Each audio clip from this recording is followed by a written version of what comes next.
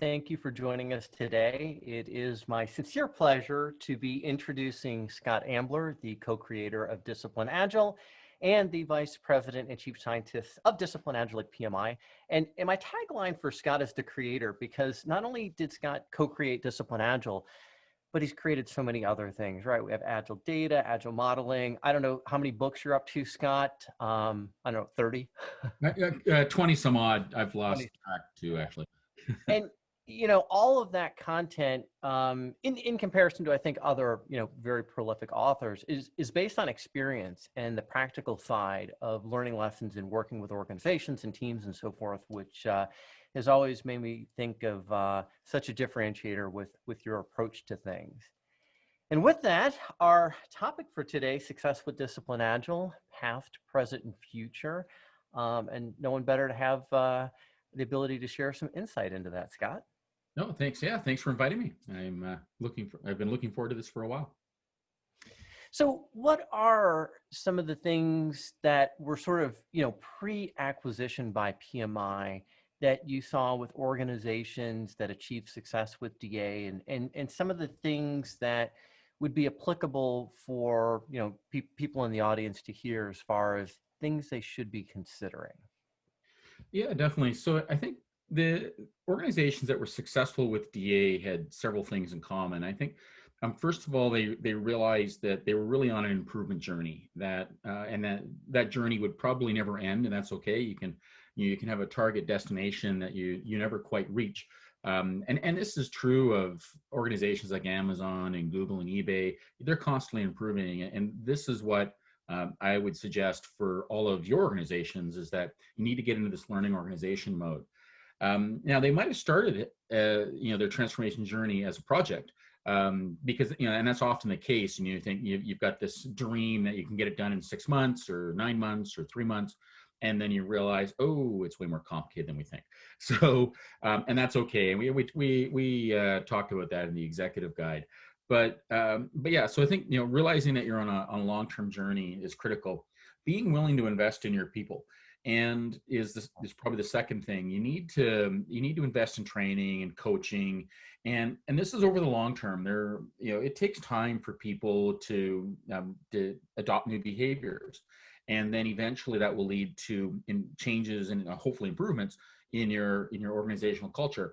But there's new skills, there's new ways of working, and it just takes time. And people need, your people are people. They need help, and they need somebody to prod them along and to help them through the long-term journeys. And in many ways, and this is something that's also continuous and long-term.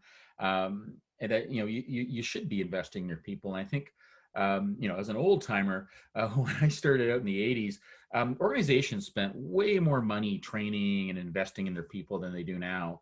And then in the 90s, we really started ramping down on that, and I think we're hurting organizationally in general. We're hurting because of the lack of investment in their people. And now organizations are complaining about how why aren't my people able to react? Why aren't they more loyal to me? Well, you might not have been as loyal to them, so payback.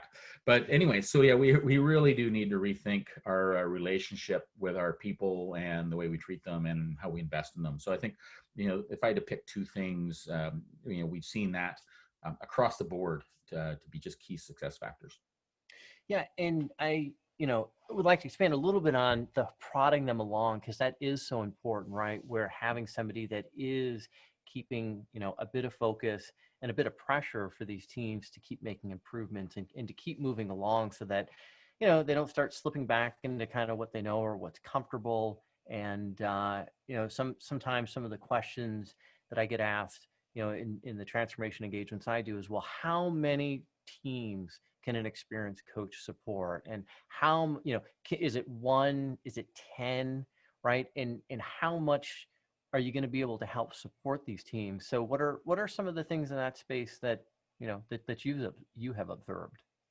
Yeah, so the answer is it depends, of course, but fundamentally, it's very easy for people to slip. Everybody goes in with the best of intentions, and they want to improve, they want to get better, they're going to spend so much effort doing things, and then reality hits, and they gotta, the current crisis of the day has to be solved, or you've got to deal with your current customers, whatever.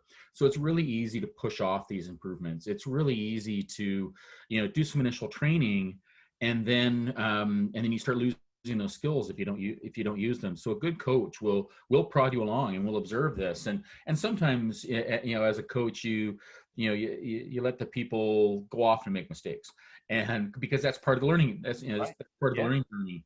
And and that's hard. Like, that's frustrating for me, because I'll watch something and I'll go, oh, that's a bad idea.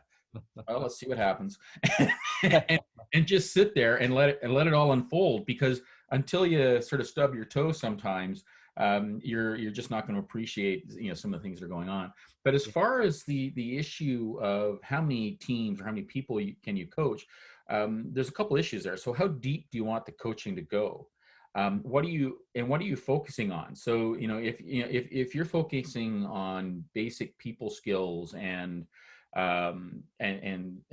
deep, helping a team or one or more teams learn these skills and learn how to better interact with each other and with their customers and with others, then it's a small number, right? Because there's a lot of time, to dive down into the details. It takes a lot of effort to do that, and it's observation time, and how much can you observe is a big question.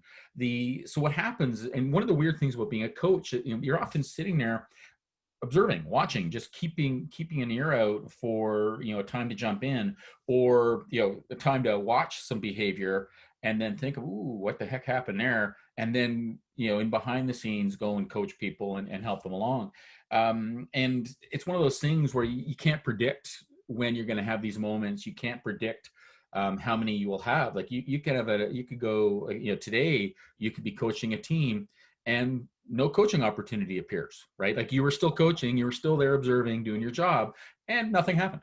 And that's okay. Like, that's just part of the gig. But then, for the coaches who are, coaching 10 or 15 or whatever teams, those teams are very experienced, and they've evolved to the point where they're dealing with bigger issues, almost always cross team issues and good stuff like that.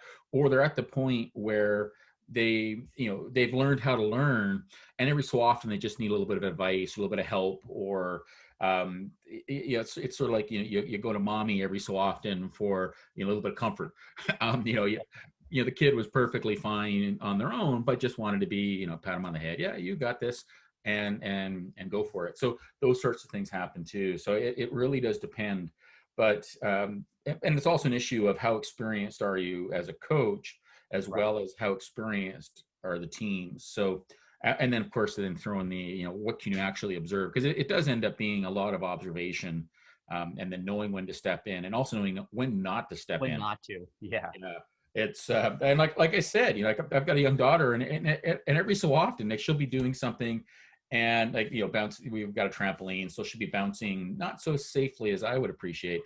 But you know what? Sometimes she's got to do something goofy and get hurt, and hopefully not too badly. And then you're there to comfort her. That's just part of the gig, and it's hard. It is hard. It's hard to step back, and In some coaches, though, that is a detriment to some of the, the progress that these teams can make when they jump in too quickly and they want to just roll their sleeves up and do it, and they're shortchanging the opportunity for some of that learning. Again, you wouldn't want something so significant and to really derail an initiative or some really key value that's being delivered. But hey, you got to be able to pull back a little bit and let some of that actually unfold. Well, yeah, it's like, can you let them do things that reasonably safely, and sometimes so when my daughter was young, she wanted, daddy, I want to chop the vegetables. Oh, I'm not giving you a cleaver. you know like the attitude, but yeah, that's not happening. And but now she's old enough, she cuts things and makes dinners, makes meals. So it's what are you capable of, and that issue of how far ahead of yourself can you get and still be safe when things don't go so well. Yeah. Well, we've got a question that kind of ties in the way I'm reading it a little bit into the, going from past to maybe present. In the executive, Ashraf asks, in the executive guide book, the transformation roadmap has been around for apparently some time. Is there anything in the present that would need to change because of the new training and the new focus of PMI? And I do actually have, so great question, because I do actually, I'll have to wait for my lens to focus, but I do have the executive guide, move my finger. Yeah. So this is the book that's being referred. Chapter 7, I believe, is the one that has the transformation roadmap. Yeah, yeah, definitely. So that's a great question. So the answer is sort of the so we're actually working on the transformation advice right now, evolving it, and so that path that's in the book is really oriented towards an organization that's reasonably new to Agile, that is, you know, embarking on maybe their first journey, or maybe it's the first viable journey, because, you know, common pattern is you run through, you know, 3 or 4 questionable transformation efforts that really weren't transformation efforts, but you thought they were, until finally you learn enough to, you know, might want to listen to somebody who knows what they're talking about. So so that sort of roadmap is geared for that, and that will evolve slightly, but you know, we'll certainly get a better graphic artist, but I did that graphic, so you know, it's not that good, Well, but anyway. I mean, it looks like a Formula One team at a pit stop. I mean, that's a team. Or that's a Yeah, team. yeah, the picture's great, but the actual you know, the diagram, yeah, the transformation diagram was done by me in Visio. So content's awesome. The you know, graphic skills are questionable. So anyway, so yeah, so we're so there'll be a few tweaks to that. But what the real message is, though, is that your transformation journey, your roadmap, will vary based on where you are. So depending on the current situation, you know, how do you get from, you know, think of it from a point of view of how do you get from point A to point B, right? You're currently, you know, point A is where you currently are. So do you know where you are? So that's, you know, so first question is figure out where the heck you are. Then let's figure out where you want to go. Now, I hope that your end goal is to become a learning organization. So that's basically, and that roadmap in the executive guide is certainly to get you there, because that is a successful transformation in my mind. You know, learning how to, you know, basically, I like to call it, you learn how to fish. So, you know, you learn how to take, you know, you learn how to actually improve over time. So, but the thing is depending on, but there's different ways to get from point A to point B. So if I look at an actual roadmap, you know, if you remember those paper things we used to have in our cars, if you look at an actual roadmap, there's many different roads to get from here to there. And, you know, and point B will probably evolve over time anyways, but there's different roads, right, that you can take. So which is the best road for you? Do you want to take the scenic route? Do you want to, you know, you know, go on the super highway, or, you know, go on the toll road and pay more money and get there faster? But, you know, so which way do you want to go? So depending on your situation, depending on your, you know, your overall mindset and your overall culture, and how you want to invest and how you want to approach this, there's different roads to get there. So what we're doing, right now we're working on a roadmap that basically has multiple paths, and I think we've talked about it in a couple seminars, but that's the basic idea. So the version that's in the book now is one path to get from point A to point B, but it's not the only one. So we're capturing that. So Al Shelloway is actually, who's speaking next week, is doing some great work around what we call the DAVSC, the Disciplined Agile Value Stream Consultant. And he's working on paths for, you know, what if you're a safe shop? How do we get you from there to, you know, into a true learning organization? So, you know, what if you're a Scrum shop? So those are the sorts of paths that we're thinking about right now and are in the process of capturing. Yeah, it's I've been part of his alpha group, and it's some exciting content and guidance that is being developed for sure. Yeah, and I like the analogy with having the map, and a lot of times I like to talk to organizations, and I use the equivalent of like Waze, right? A GPS app, where it's like you do have multiple ways you can get somewhere, but you don't know if there's maybe a significant accident waiting for you, where you're going to be backed up, so it's a shorter path, but yeah, there's something that might be a significant impediment to you actually making progress, or maybe, you know, around the corner there's a, you know, speed trap, right? So there's the police waiting for you. So yeah, lots of paths, and sometimes it's not the same path even within a given organization, right? Depending on the type of product line or the value streams that the products are supporting, or, you know, the varying cultures in some of these larger true global companies, right? They've got presences all over, and even though there might be a company culture, there can be a culture that is in a particular geographic region as well that is going to require things that are different. Yeah, definitely. So another question that we've got on present is, with the 2020 certifications, how does that change from an organizational adoption standpoint, or is there any change based on what the previous training and workshops were? Yeah, so I think in many ways, at a high level, no. At a lower level, yes. So you'll invest in different types of training workshops, for example. You'll the focus on some of the training is different, and some of the more advanced trainings, like the DAVSC certification, is really gearing you up for becoming a how do we become a true Disciplined Agile enterprise? How do we become a learning organization? So, in many ways, we're filling in some of the gaps that we had before. So I think there's that to look at, and also too, we're also addressing some very serious problems that organizations have had. What do you do with middle management? And how does middle management become more agile? Where do they fit in? What paths can we give them to become more effective and to truly help the organization become a learning organization and become an agile enterprise? And I think some of our new certs are oriented towards that, because these are smart, valuable people that but they need some help, and they need some guidance. And I think we're finally giving them that, which I think is critical. Let's see. Barbara asks, in other frameworks such as SAFe, when you get their certifications, you have a lot of implementation assets they provide you. Will PMI be providing this with the higher level certifications in the future? Yeah, Yes. they've got a bunch of different little tools and spreadsheets, and there's adoption assets.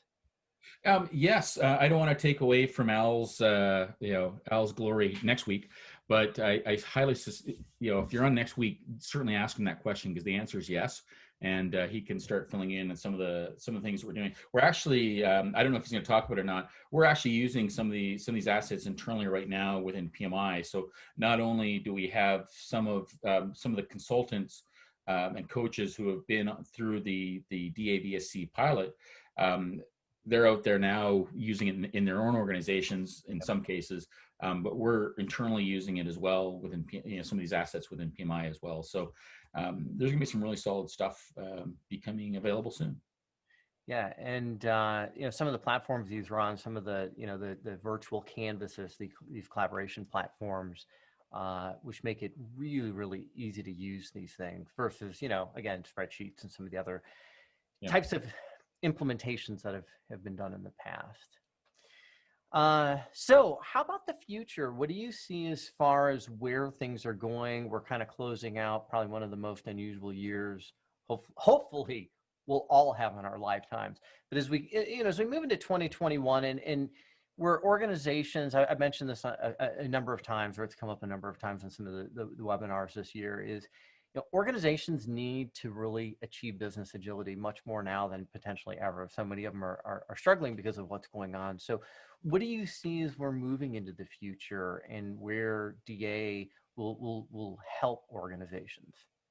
Yeah, that's a great question. So so we're definitely not out of COVID yet. I was just reading an article in Economist just this morning about how it's easily going to go into 2021 and maybe 2022 at the rate we're going. So, but regardless, but even if there was a vaccine tomorrow and somehow magically there was billions of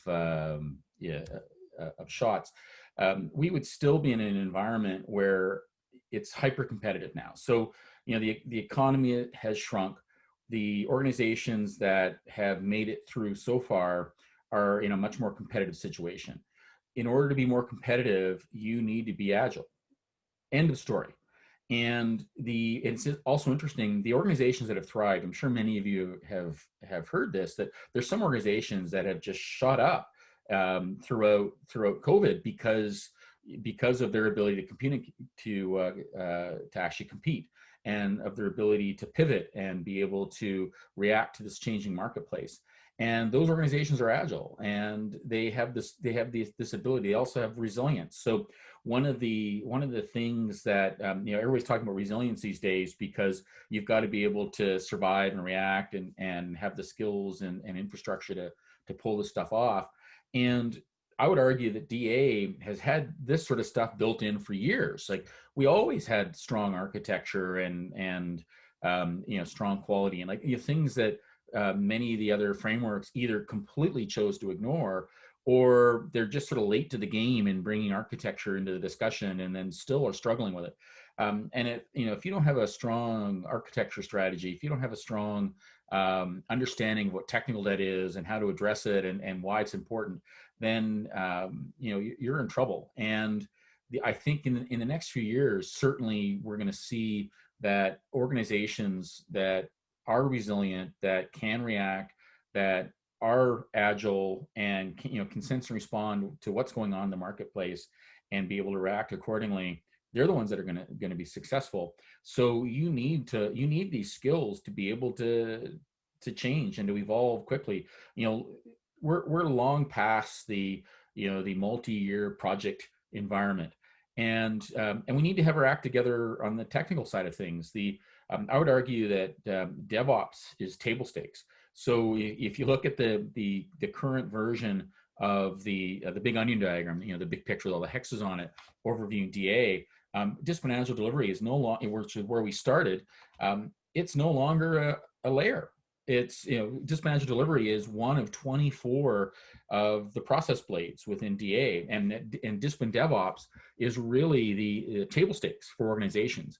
And and if you haven't noticed that your ability to react via IT and software-based solutions, if you haven't noticed that is a key survival strategy for your organization by now, you got to search. And I don't care what industry you're in, like even a physical construction firm building bridges, if you don't have your act together in IT, you've got a very serious problem on your hands. And clearly not your main point of your business, but it's a key success factor for you. And I think a lot of organizations unfortunately downplay that and have given lip service to IT for years.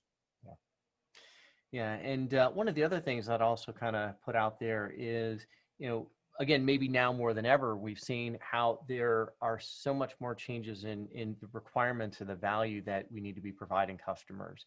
So having other options, having something beyond just an agile or a construction-based life cycle, where we can move to a lean life cycle, where we have more flexibility to react to change and change even when we're delivering a particular quantity of scope of work or the next increment of value or whatever, as well as continuous delivery options, where we have to really be putting things out very quickly and responding. So it's another thing that hopefully as we're moving into the new year, and awareness is being raised as far as all these great options that organizations have when they look to DA.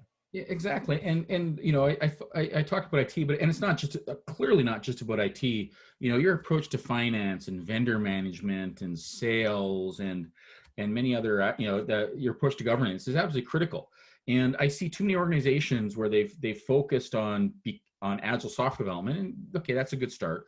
But then you find out their finance department is still doing this just ridiculous this complicated stuff, or vendor management. We've been doing some work with the Lean Agile Procurement Group, and they've got some very interesting strategies for how can we lean out procurement, how can we dramatically decrease the risk and the time it takes to procure new products and services. And it's a huge wake up call for groups within organizations that are typically left alone, and typically we assume that they can't, their procurement, they can't possibly be agile, and then we suffer from 9-month long efforts to procure some pretty basic thing, to procure commodities in many cases. It doesn't make any sense. It just doesn't. All right, so we're getting kind of close on time. We have so I'm gonna switch us over to almost like a mini lightning round. We've got just a Okay. couple of questions that I do want to get to before we wrap up today. All right, so Steve asks, "Welcome, Scott. It's the mark of the true agilist to engage at the rock face, and we're honored. How does DA benefit the professional personally, and how does it benefit you and yours?" Yeah, I think a lot of it is we make it very clear that it depends, and we help you to understand that you've got options, what the trade-offs are of those options, and we really want to help you.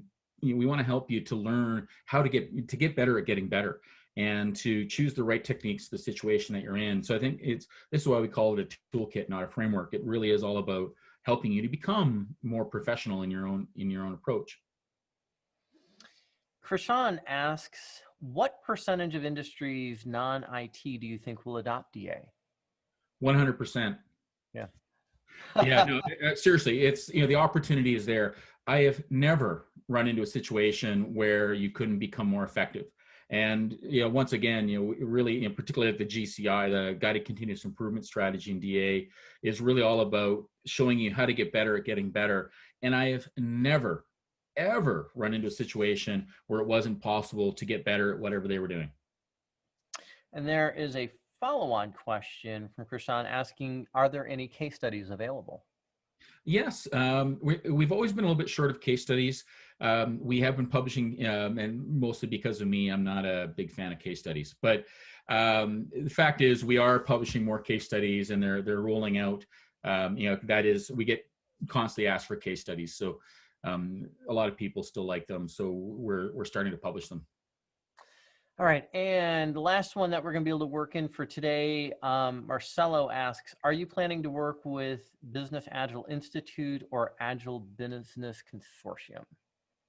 We're working with a lot of organizations to do what so we're making progress. So one of the visions of PMI is to become an association of associations. So short answer is yes, we're working with many different organizations, and we're going to be ramping that up in 2021. Right now, we're running a few experiments to figure out how to do that effectively. Yeah, very cool. Okay, so let me get some content up for our coming presentations that we've got. And let me go ahead and get this up.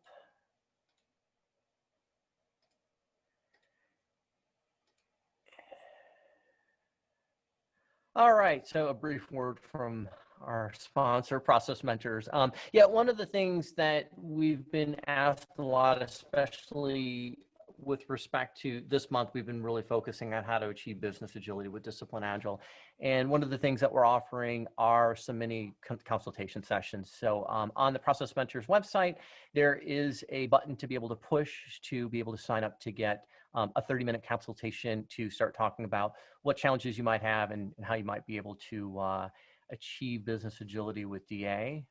We've got some upcoming Disciplined Agile workshops. So myself and Glenn Little have both the DA LSM workshops as well as the new Disciplined Agile Scrum Master workshops. So we're super excited to be some of the first to be holding those workshops. And our speaker next week is going to be Al Shalloway, one of the other thought leaders from PMI within the Disciplined Agile community. And he and I are going to talk about how to move from Scrum to DA or from SAFe to DA. So again, that's more of that transformation and the options that we've got. And Al's got some really interesting thoughts that he's going to share. And then Mark, Scott, and Al will join me in our Ask Me Anything DA, where you guys will be able to drive the content. The last thing I'll mention is in the Ask Me Anything DA, we're going to also be making generally available a new community forum. I mentioned that last week when Mark was speaking, that we've got an all things DA community forum that we'll be making available, and we've been super excited about being also asked to sponsor that. So Scott, any parting thoughts for our attendees?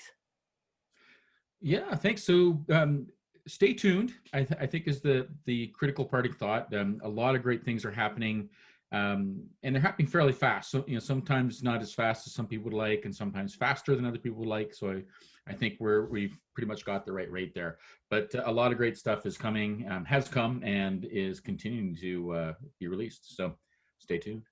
Awesome. Thanks again, Scott, and thanks for everybody who joined us today or is watching this on a replay. And we'll see you next week. Bye, everyone.